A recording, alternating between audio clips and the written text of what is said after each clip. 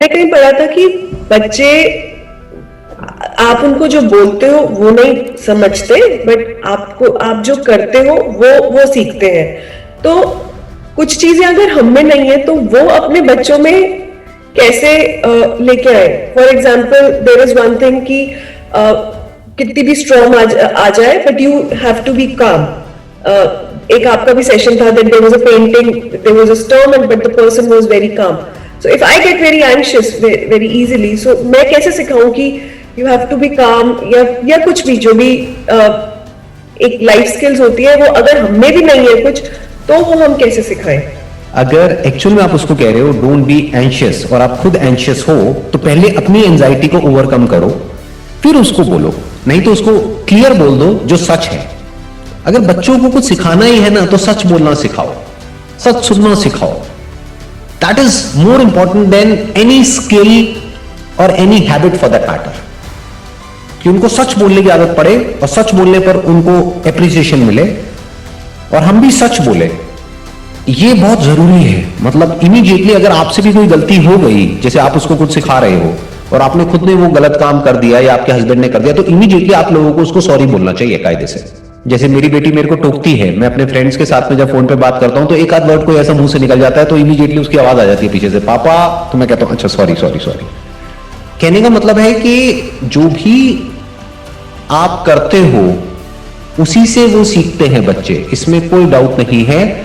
और एक्चुअल में अगर आप थोड़ा और डीपली अगर इसको समझेंगे फ्रॉम द साइकोलॉजी पर्सपेक्टिव, आप भी क्या हो, वो नहीं जो आप बोल रहे हो, वो जो आप कर रहे हो।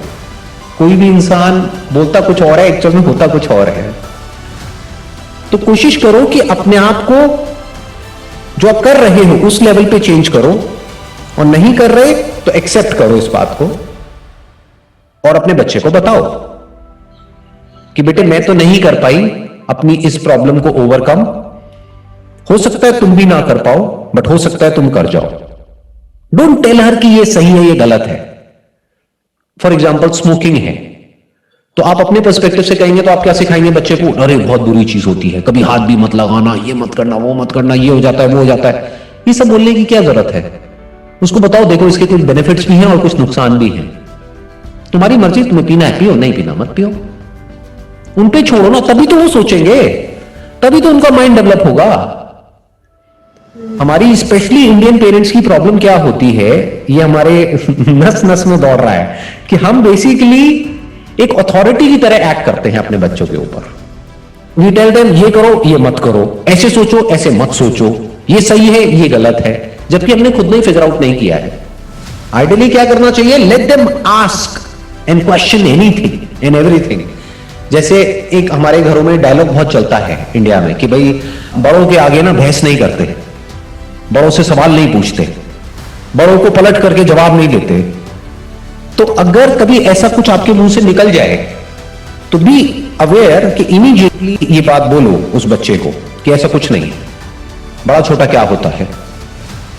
कोई भी हो सामने वाला, अगर आपको उसकी बात समझ नहीं आ रही है या गलत लग रही है तो उससे पूछो, ढंग से पूछो लेकिन पूछो। अगर कोई भी बात किसी की भी समझ नहीं आ रही, डरने की जरूरत नहीं है किसी से भी। कोई भी है कुछ भी ऐसा कह रहा है जो तुम्हें समझ नहीं आता है तो पूछो, आस्क एवरीथिंग।